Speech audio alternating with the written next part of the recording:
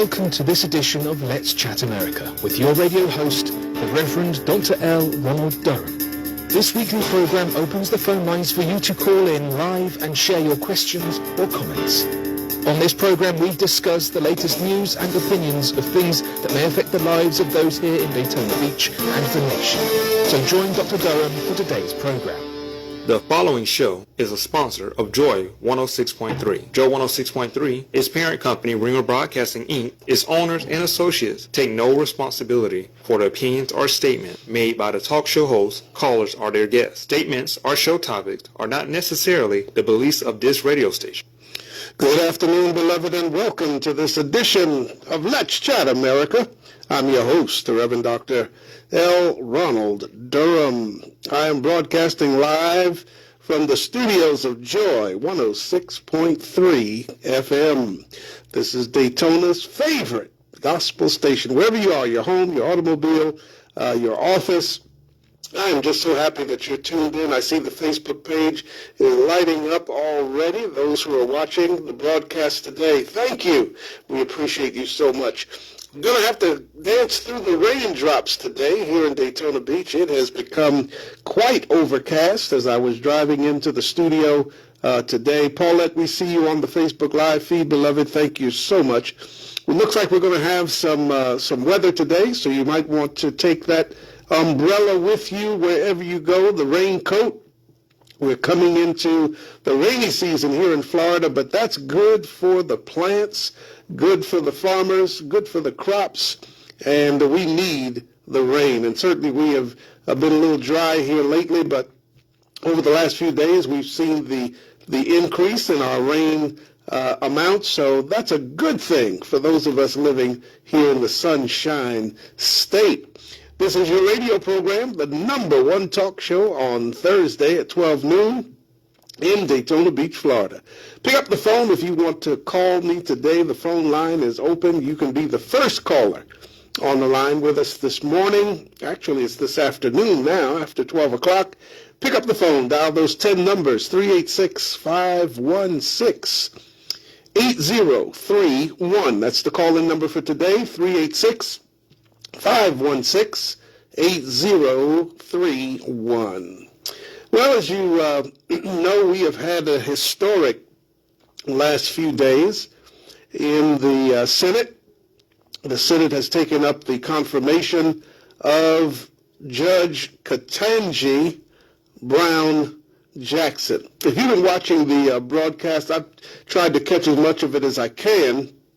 Can't get all of it sometimes, but I will watch the replays in the evening and watch the questioning coming from the Democrats and from the Republicans.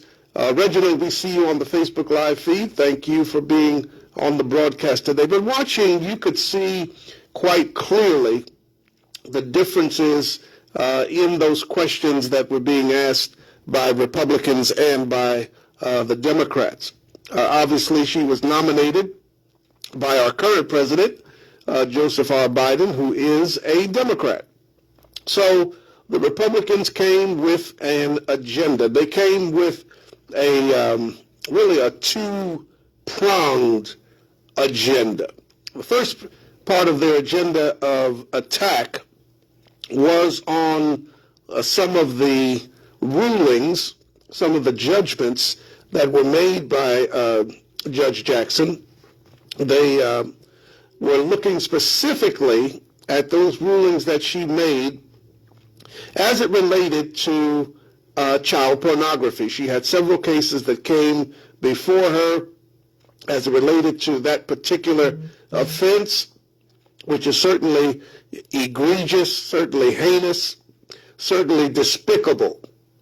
And their attack stemmed from the fact that they wanted to portray Judge Ketanji Jackson as being soft on crime. You know, that is the talking point that has been for years a talking point of the Republican Party, that Democrats are soft on crime, want criminals to almost get away with their crimes. If you listen to the way they phrase their arguments, which is absolutely ludicrous and certainly a mischaracterization of this judge's record. So the first line of attack was on the cases that related to specifically to child pornography. And then the second part of their attack was obviously on the fact, two-pronged. One, that she was female. They weren't particularly pleased with that. But then she was a proud African-American female. And so you know that they were not pleased with that. And so they were looking for ways to demean her, almost to impugn her character, her decision-making and thought process. And they kept going back over and over again to try to get her to state what her philosophy was when it came to sentencing and her philosophy for being a judge. And she was very adept at letting them know that the philosophy of any judge has to be what the law states about the particular crime or particular case that is in front of them at that moment. They are constrained, and she was very good at letting them know that she was constrained as a judge by what Congress had set in motion when it came to judging the cases that came before her. Congress sets the benchmarks that judges must follow when it comes to sentencing and the guidelines for sentencing. And then there are a myriad of other factors that come in to the sentencing process. In most cases, the prosecutor of an individual, because they're prosecuting them, in most cases, they are looking for the maximum penalty that the law allows in the case that they're trying. They want to exact punishment for the crime. And in civil cases, they certainly want to exact a measure of relief to those who are seeking it. So Paulette, Mom can't get through on that number. Let's try the other number and see if she can get me there. Call me on 386-868-3411. That's 386-868-3411. You should be able to get through on that other number. I don't know why Mom is having an issue, but I'm going to power down the other phone number and bring that back up again and see if that will take care of the problem by rebooting it. But tell Mom to call me on the other number, 386-868-3411. See if she can get me on that line. And if not, I'm rebooting the other number, so hopefully she can get me on the original call-in number as well. And for those of you who are listening today, just hold on for a minute. I'm going to see if I can get Miss Joan to get me on one of these numbers, and then we'll know which one the best is for you to call. But they were looking at Judge Ketanji Brown Jackson with this very skeptical eye, if you will, in order to try to, as I said, diminish the outstanding qualifications that this judge possessed. They could not attack her educational level. they could not attack her ability as a judge on the bench, which is obviously outstanding. And so they went to try to just demean her in whatever vicious fashion that they could. The two main perpetrators, actually there were three major perpetrators. One, of course, Lindsey Graham, was one of the primaries, instigators of the vitriol. The second was Cruz from Texas. And then the third was Josh Hawley. All of them, really, all of the Republicans, really, were coming at her in vicious ways. They let their hair down so that we could see just how vile they could be. Paulette, tell Mom to try to call me on the other number, because I see her trying to get in on the 868 number, and she's not successful. Try me back now on the other number, 386-516-8031. Try that number now, 386-516-8031. We've rebooted that line, and hopefully callers can get us there. 386-516-8031. That line should be clear for you to call at this point. And the caller is here. As I said, the line was clear to call, and here we go. Welcome to Let's Chat America. You have Dr. Durham. What's your question or your comment? John Counts checking in. Hey. President of your fan club and your number one fan.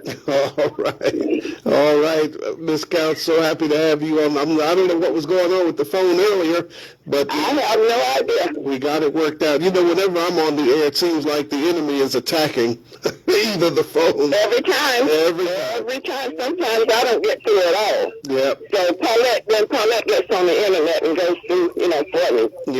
Yep. But I just wanted to say, in relationship to Judge Brown, I did watch some of that. I had to stop. It took my blood pressure up, and I wrote it down to 168/84. And I had to turn off of it. And so the day is right, my blood pressure is right down to like it's a little bit high anyway, 134/68, because I'm so hyper. Well, but, that's great. Anyway, I wish I could have mine at that level all the time. That Lindsey Graham, usually Lindsey Graham, Cruz, and then usually Rubio. Always the three that gives, and then of course our lovely governor, whenever he can get in there, The old governor, Scott, yeah. Scott and our governor now. Whenever he can get in on it, I'm just saying they're all on that same level, always attacking and bringing people down. Yep. That is their number one goal, especially if they're African American. But she was well versed. She's been at this a while. All the different accolades and positions she's had. Yep. But they really tried to break her.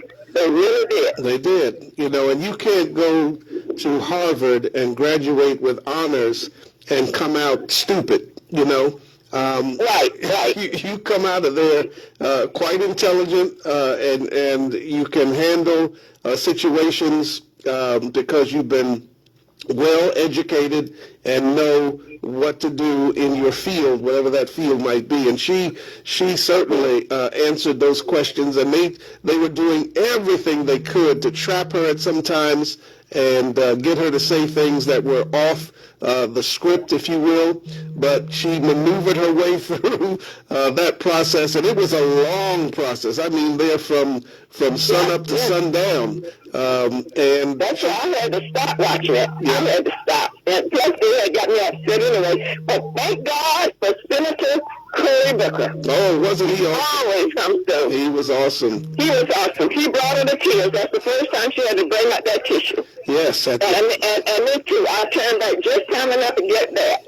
Yes, and he's quite an orator. I got to get him down here to one of our banquets as a speaker because that would be awesome. Yeah, he is quite an orator. Very, very proud of him from my home state of New Jersey. Mm-hmm. And I knew him, because I pastored in Newark. So I had many encounters with Cory Booker when he was the mayor of Newark, and I was trying to do things for our church and get help for people in the community. And he worked with me on many projects, and he was brilliant then, and he's brilliant now. Yes, he is. He's awesome. Yeah, he is. So just like you. Awesome. Thank you so much. I appreciate you always. Well, thank you, beloved. Try to stay dry today. Don't get out in this weather if you can help it. Well, I'm a Peruvian, born and bred, so just like people fight snow, we fight rain. We just go on. I know. I know. Well, take your umbrella or your raincoat with you. I will. Yeah. Please love for me and take care. Love you. Love you too. Thank you so much. Say hello to Paulette. Okay. Bye-bye. Bye-bye. Bye-bye. All right. That's all you have to do. Pick up the phone. The phone is working. We just tested it out to make sure. So pick it up. Dial those 10 numbers, 386-516-8031. That's the call-in number today, 386-516-8031. You will be able to get in just like Joan did a minute ago. So as I was alluding to with getting back to, because this, and I wanted to open with this segment because it's history. This is absolutely American history on display right in front of our eyes. I mean, when you think back to 2008, the first African-American president, that in and of itself was just mind-blowing for those of us who are people of color in this country. Who would have thought in our lifetime while we were living, especially if you've gone through some of the things back in the day when there was legalized segregation in this country, legalized Jim Crow laws that prohibited us from drinking at the same water fountain, going into a movie theater and sitting down in the main sections of the theater instead of the balcony, getting on a bus and having to sit in the back, getting on a train, having to sit in the rear of the train. All of these, and then water fountains. Water didn't care if you were black or if you were white. And the water that came out of the two fountains, the colored fountain and the white fountain, was the same water. But all of these things that we had to go through and endure, schools being segregated, white schools and black schools, communities segregated, all of these things that Dr. King marched, bled, fought for, and died for. We see the unfolding in front of our eyes, the answer to his dream. Barack, the first black president, and now, I can't, unfortunately, Judge Thomas, who is in the hospital, so we want to pray for him. He's a human being and needs prayer like anyone else who is sick, and so we want to pray for him. But his agenda, he doesn't feel as though, and he said it out of his own mouth, he doesn't feel as though these changes in America that have allowed African Americans to ascend to certain positions as a result of the Civil Rights Act, as a result of affirmative action in this country, he doesn't see that as having helped him in his career at all. On the outside, he's African American, but on the inside, I have to question a lot of who he is or who he thinks he is when he looks in the mirror. But we do want to pray for him. We hope he gets well. We hope he gets better. So I can't count him as an African-American success story because he doesn't see himself as an African-American success story, except when it's convenient. But here we have seen a president with an African name, and that in and of itself is mind-blowing that he was elected with the name that he has, Barack Hussein Obama. And then now to have Ketanji, another African first name that she proudly was given by her family because they understood the importance of her identifying with the history of the people that she came from. And they were proud to give her that name, and proudly that name has impeccable credentials that are attached to it, and we see the process that had moved forward. But again, the agenda was to portray her as being soft on crime, which is the Republican playbook whenever it comes to the judicial system and justice in America. They want to portray Democrats as soft. But when you look at her overall record of judging cases and administering that justice, Valoria, we see you on the Facebook Live feed. Blessings to you this morning, this afternoon, and to all of you who are listening. But we see that her overall record demonstrated that she was not in the least bit soft on crime. They wanted to use, and going back to their talking point, bringing up this heinous crime of child pornography. They wanted to use her sentencing and the lesser amounts of time that she gave to some of these perpetrators as a weakness. And so just watching her explain to them that there was more than just the guideline that the prosecutor would give at the end of the case on what the prosecution wanted as the sentence.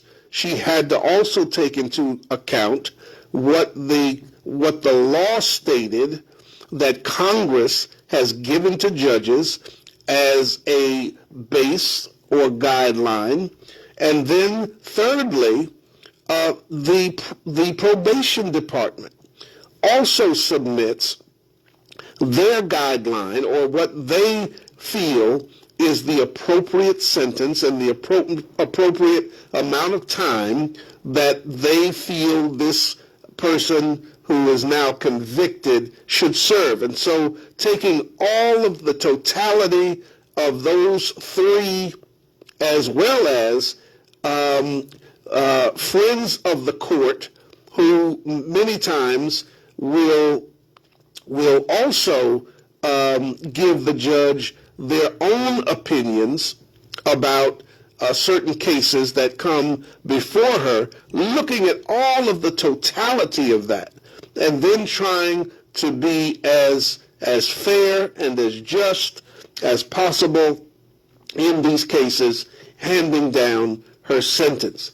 And those guys, and I say guys because it was mostly Republican men. I think there were one or two women on the Republican side who were also vicious and displayed their hate in some cases for her.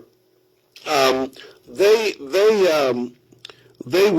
were just using this as an opportunity because we are now in 2022. Elections are coming in November, and for some of them, or I should say for the majority of them, this was their opportunity to use this platform of confirmation of a Supreme Court judge. They were using this to incite their base and to hopefully get their base to turn out in November so that they could win re-election to the Senate. And so, you could see through, anyone with half a brain could see through what it was that they were attempting to do. And then today, if you were watching any of the proceedings today, this is the final day of proceedings for Judge Ketanji Brown Jackson. There were a panel of 3 individuals from the American Bar Association, and their job for every single appointment to the court, what this particular panel does is they go through the record of these candidates, and they go extensively into the cases that these candidates have handled, and then they also interview prosecutors, other judges, defense attorneys that have had interaction with that judge, and it's completely anonymous.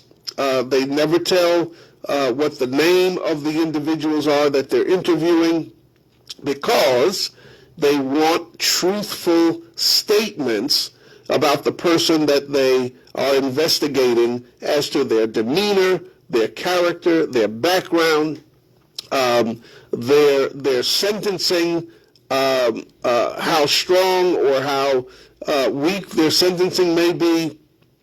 And even they said that in every single instance of interviewing others, and I believe they interviewed somewhere over 200 people, and I think it might have been considerably higher than that. But no one that they interviewed out of all of these professionals in the judicial system, not one of them had a disparaging comment about Judge Ketanji Brown Jackson. Not one. And so that lets you and I know, because, they talk after a trial is over. Defense attorneys talk about how good the judge was in their opinion, or how bad the judge was in their opinion on their case. Prosecutors talk about the fact that the judge in the case may have not given the appropriate sentence after all the work that the prosecution put into a case, and certainly other judges certainly talk about what their colleagues on the bench are doing in trials that come before them. And so none of these individuals, none of them who were anonymous, who, if they had wanted an opportunity to say something disparaging about Judge Ketanji Brown Jackson, they could have said it. They would have been anonymous. No one would have known that it was them who made the remark. And having that opportunity to knock her down if they wanted to, they did not. They held her in the highest esteem. And so that lets all of us know, or should let all of us know with any reasonable amount of intelligence, that she is well, and the ranking that they gave her was that of well qualified, A+, well qualified. And you could see just watching her in her comments, in her demeanor, how she sat there taking these questions that were designed to give them another Brett Kavanaugh moment, because you remember in the Brett Kavanaugh hearings, when the questioning to him was given, he really lost it. And I'd never seen someone who is trying to be a Supreme Court justice lash out at the senators the way that Brett Kavanaugh did. And she held her cool. She held her demeanor. She never said anything that even hinted of her being upset. I think you could read sometimes in her facial expressions that, of course, she didn't appreciate some of the questions, but she remained always professional in her responses. Pick up the phone. I'd like to hear what you think about Judge Ketanji Jackson Brown, and I'd love to have you on the air to talk about it. 386-516-8031. 386-516-8031. Okay.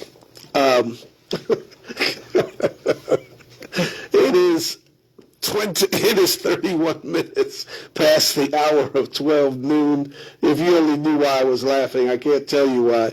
It is 31 minutes past the hour of 12. Love to have you call in. Let's Chat America's live here on Joy 106.3 FM. Pat, we see you on the Facebook Live feed, beloved. Hope all is well. 386-516-8031. Just a great person that we will have, and I'm 99.9% sure that none of the Republicans' attacks on Judge Jackson changed any of the minds of the Democrats on the Senate who will be voting for confirmation. I don't think it changed any vote there. Whether or not she gets any Republican support, that is yet to be seen. However, this is not her first time before this same committee. She's been before this committee at least 2 previous times, and she did get, in both of the previous confirmation hearings, she did get Republican support. But we see now the change in the atmosphere when it comes to Democrats and Republicans, and that is a direct result of number 45, who interjected when he came down the escalator in his hotel to announce his candidacy. He interjected from day one race as an issue in the United States. And they have taken that and run with it ever since. He has made it more comfortable to take off that hood, expose yourself for who you are, and say proudly that I am not necessarily supportive of people of color having any prominence or any stature in this country. 386-516-8031. 386-516-8031.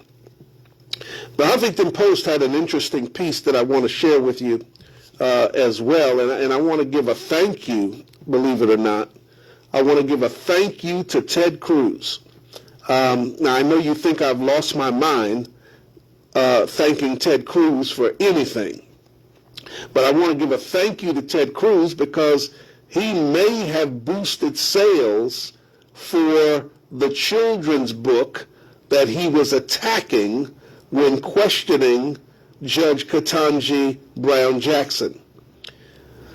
Ted Cruz made a big production. If you were watching on Tuesday, he made a big production about how wrong it is that children's books are promoting anti-racism, are being taught at a private school in Washington, D.C., and it just so happens that Supreme Court nominee Ketanji Brown Jackson is a member of the board of this particular school. During Jackson's confirmation hearing, Cruz propped up, he was using posters featuring blown up images from some of these books and held up individual copies of some of the content inside these books. One of the books that he singled out was called Antiracist Baby. This book is written by Dr. Ibram X. Kendi. Dr. Ibram X. Kendi wrote the book Antiracist Baby. Cruz said this book is one of the most, and I'll use his word, I'm going to quote him, he said, quote, most stunning, end quote, taught at Georgetown Day School, again holding up a copy of the book. He lamented that this book teaches children that babies are taught, he claims, the book he claims is teaching babies to be racist, not born racist, and that they are encouraged to admit if they have been racist and to talk about it. Cruz asked Judge Jackson, quote, do you agree that babies are racist, end quote. Jackson said that she didn't know the book, had no say over what books were taught at Georgetown Day School, the first integrated school in the nation's capital, by the way. But Cruz's efforts to smear this book, which he falsely claims is brainwashing children about a law school level academic discipline known as critical race theory, and we've just been hearing critical race theory over the last year. It has been an academic discipline for some time, but Republicans are seizing an opportunity on critical race theory, CRT for short, to continue to further divide the United States of America around the issue of race. Divide us around the issue of what a person looks like. As of Tuesday night, and this is why I'm thanking Ted Cruz. Thank you, Senator Cruz. As of Tuesday night, Anti-Race Baby, which came out 2 years ago, is currently, watch this, as of Tuesday, and his histrionics during the confirmation process, his doing what he was doing to belittle or to attack Judge Jackson. As of Tuesday night, Anti-Race Baby is currently one of the best-selling children's books on Amazon. And it's in multiple categories on Amazon, including the best-selling children's book on prejudice and racism. Thank you, Ted Cruz. Anti-Race Baby is also currently number one best-selling children's book under the category of difficult discussions. It is the number 6 best-selling children's book in the category of growing up and fact of life. It is the number 15 best-selling book out of all children's books around the world. Thank you, Ted Cruz. Most people had never heard of Anti-Racist Baby until he went into his act during the confirmation process on Tuesday and gave Dr. Ibram X. Kendi a best-selling book, #1 best-selling book on Amazon. So you see, what the enemy means to harm you, God can turn that thing around and work it out to your good. Somebody ought to say amen. Under the category of best-selling children's book in the United States, Antiracist Baby, best-selling children's book in the United States, Antiracist Baby is ranked #1, #2, and #4 as the best-selling book in America in the children's book category. It's not clear if Antiracist Baby was already enjoying this astoundingly high sales before Cruz's rant, but given that Amazon updates its rankings every hour, that the book was published back in 2020, and that Cruz made it front and center in Tuesday's high-profile Supreme Court hearing, his efforts definitely did not hurt the sales of that book. The Amazon bestsellers calculation is based on Amazon sales and is updated, as I said, hourly to reflect the recent and the historical sales of every item sold on Amazon. That statement comes right from the Amazon website. And that statement clearly explains how they rank their best-selling books. They said, Amazon said, quote, "We created category and subcategory bestsellers lists to highlight an item's rank in the categories or subcategories where it really stands out," end quote. Cruz appears to have boosted sales of another book. Listen to this. Not only did he boost the sales of Antiracist Baby, but he has boosted the sale of a second book that he criticized during Judge Jackson's hearing. This second book is called The End of Policing. The End of Policing. The book's author is Alex Vitale. And Alex Vitale thanked Cruz on Twitter for making his book a #1 bestseller.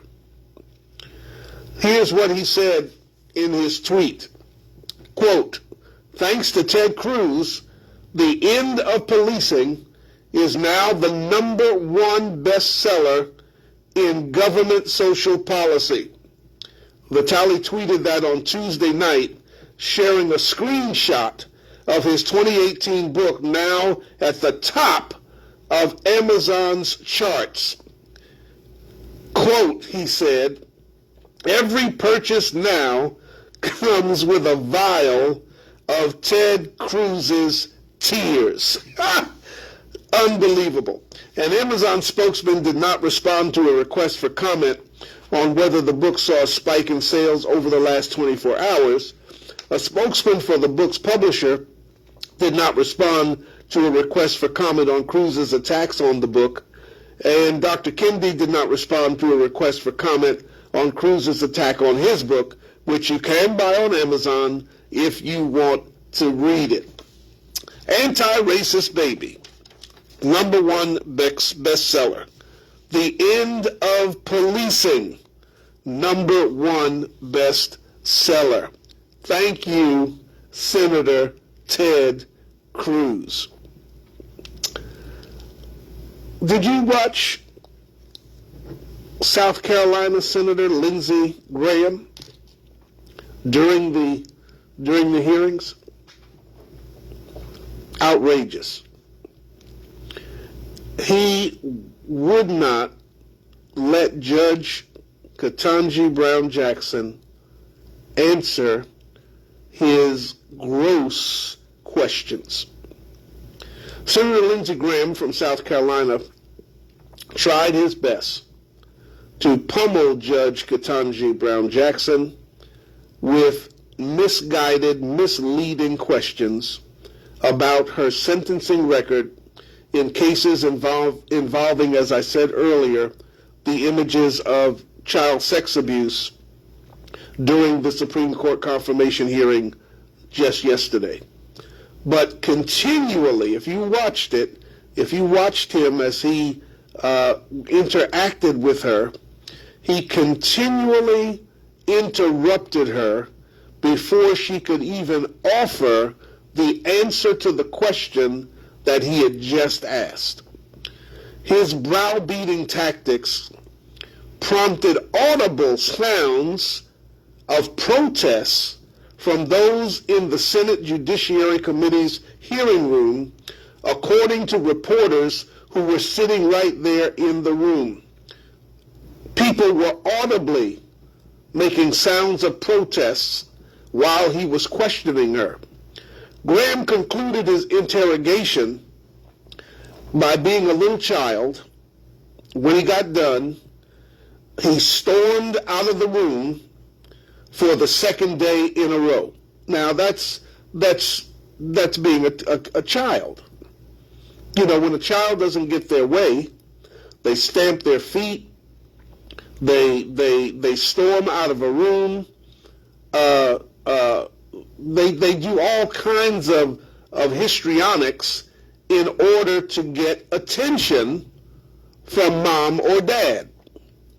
And this was nothing but a staged show by Senator Graham for his audience back in South Carolina, who agreed with him, or now agrees with him, that there's a problem with Ketanji Brown Jackson. But here's the ironic part of it. As I said, Ketanji Brown Jackson has been before this committee before to be appointed to positions of judgeships. And in the past, Lindsey Graham had no problem.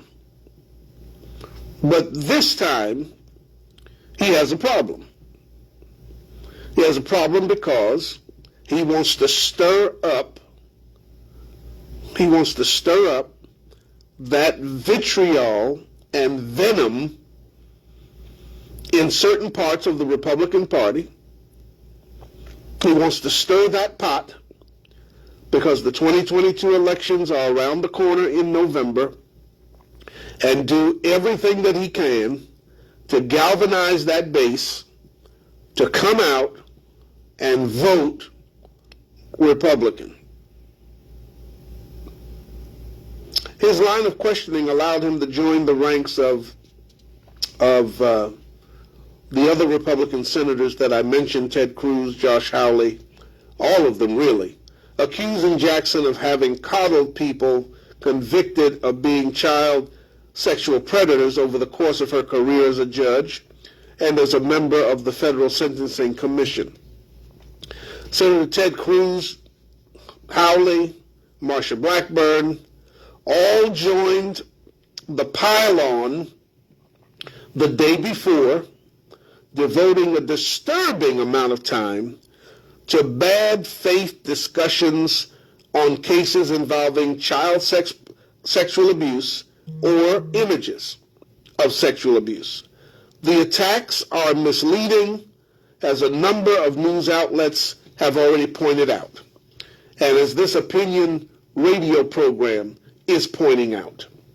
Graham did not appear to have a problem with Ms. Jackson in the past. He voted to confirm Ms. Jackson to the federal judicial positions that she held in 2013, and he voted again to confirm her in 2021.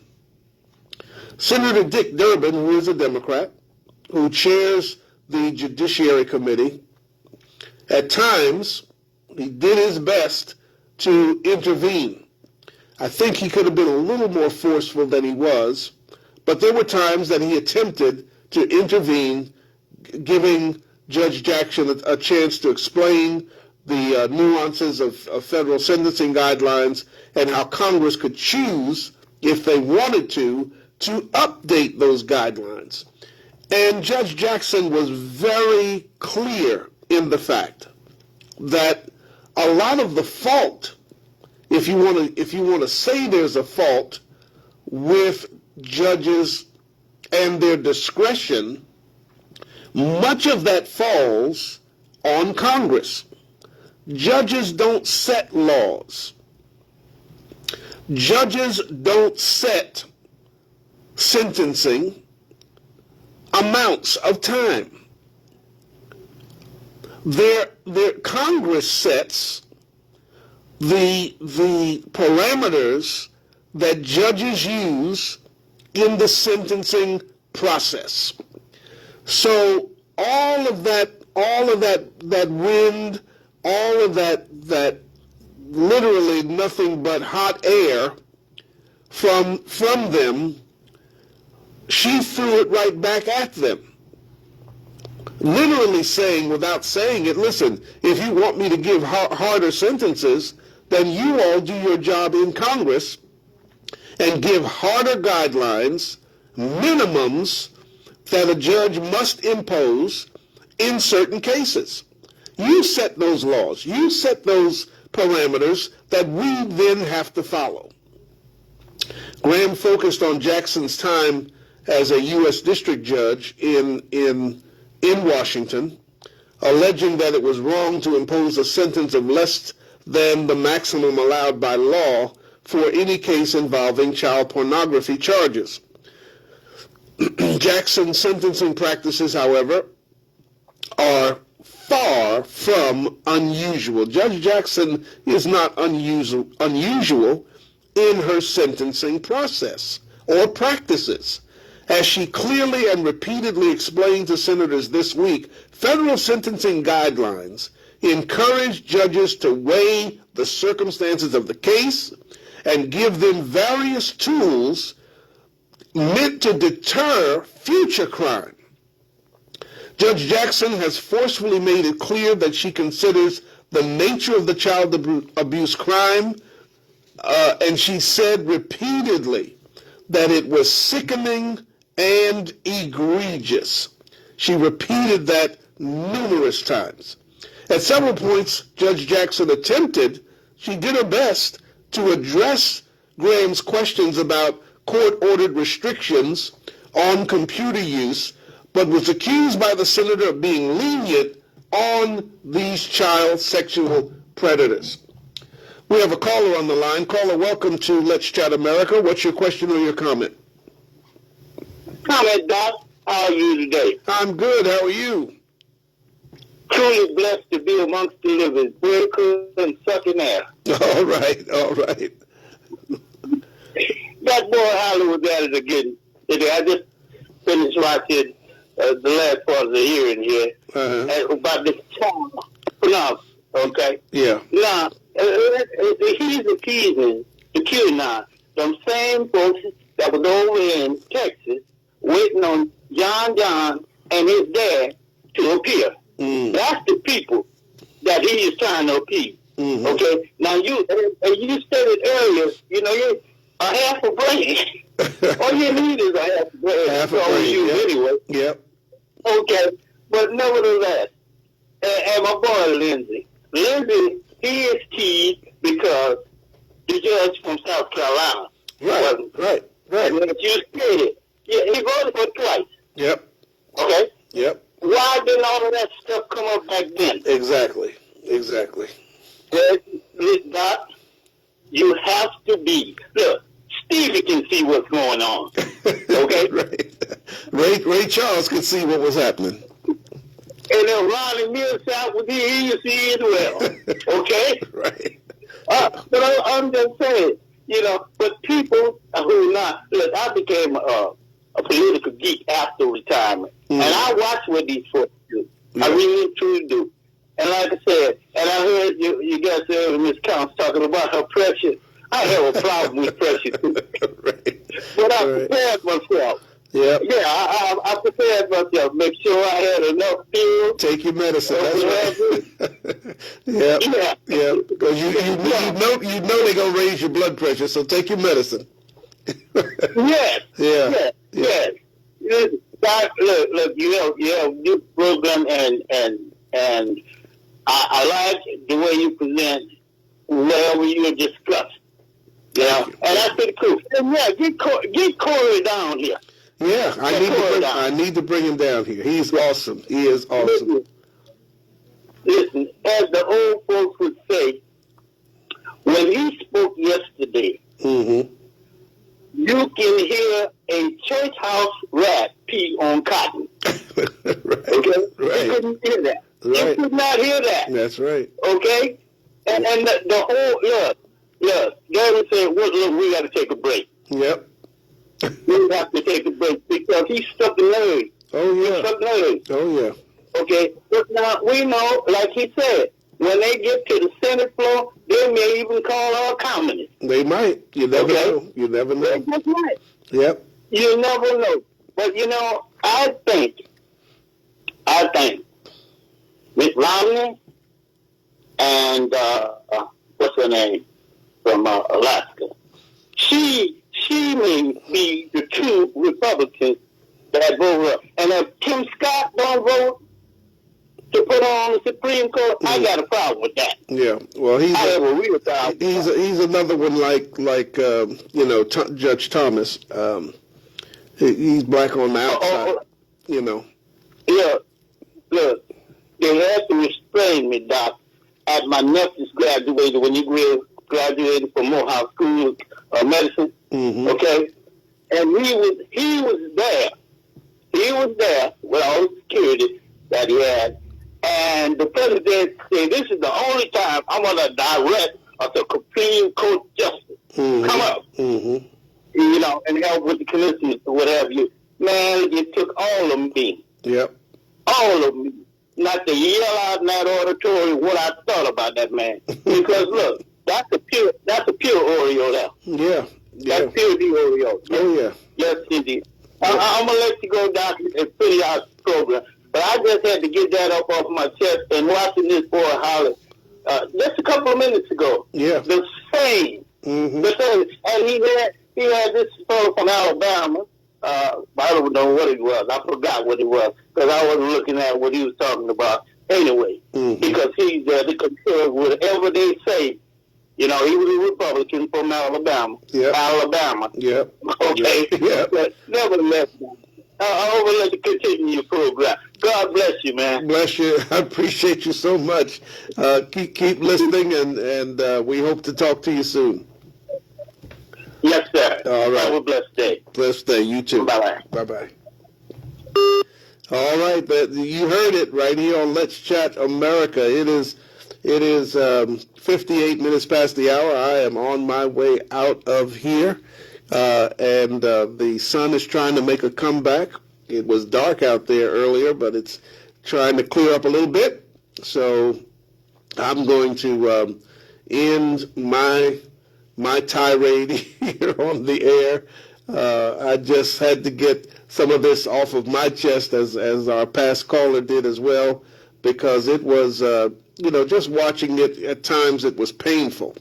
But thank goodness for Cory Booker, who came in yesterday at the end of her part of the confirmation hearings and kind of set the tone for how wonderful she did in her responses, how she maintained her decorum, how she just stayed a strong African-American woman and would not let these individuals get under her skin to the point where she lashed out and lashed back out at them. Because, they frame our African-American women as angry black women. That's the term whenever a strong black woman stands up, and says, "Oh, you just an angry black woman." That's the write-off. but she did not allow them to get under her skin.